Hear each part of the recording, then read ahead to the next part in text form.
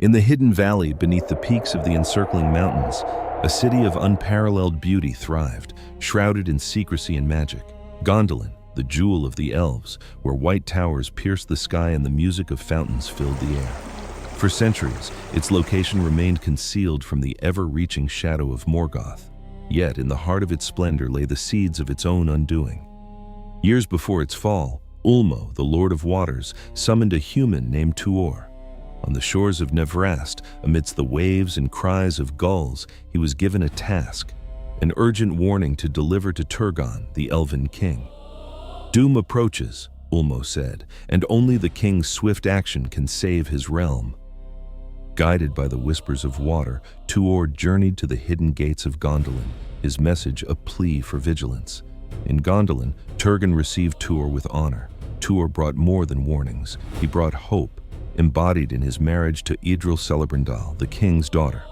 From their union, a child was born, Eärendil, whose destiny would one day shape the fate of both men and elves. But despite Tuor's earnest counsel, Turgon, confident in the unbreachable strength of his fortress, chose silence over action. Thus, the prophecy lingered like a shadow over the city. Among those who harbored secrets was Meglin, the dark-haired nephew of Turgon. Envy gnawed at him, his unrequited love for Eärendil a bitter thorn, his ambition a festering wound. He spent his days in the forges, crafting weapons with secret malice. And it was Meglin who, captured by Orcs on an ill-fated venture, betrayed the city to Morgoth. Promised dominion over Gondolin and Eärendil's hand in marriage, he revealed all he knew, sealing the city's fate in a whispered oath of treachery. The attack came without warning, a night of fire and ruin as Morgoth's forces poured into the valley.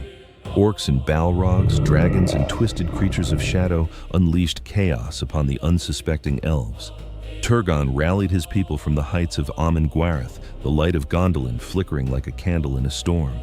Among those who rushed to defend the city stood Glorfindel, a lord of golden hair and noble heart.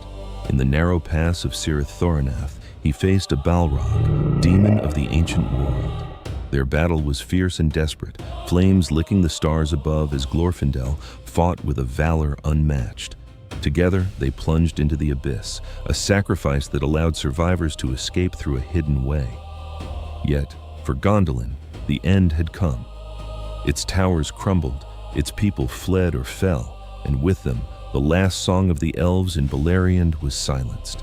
Turgon, defiant to the last, perished with his city, his realm swallowed by the ruthless tide of darkness. As dawn broke over the smoldering ruins, a handful of survivors made their way to the safety of the distant mountains. Among them were Tuor, Eärendil, and their young son Eärendil. In the face of their shattered home, they carried with them the last spark of hope, a hope that would one day kindle the light of a new age. In the years that followed, the tale of Gondolin became legend, a story of beauty and betrayal, of love and loss. And though the city itself was no more, the memory of its grandeur lived on in the hearts of those who remembered.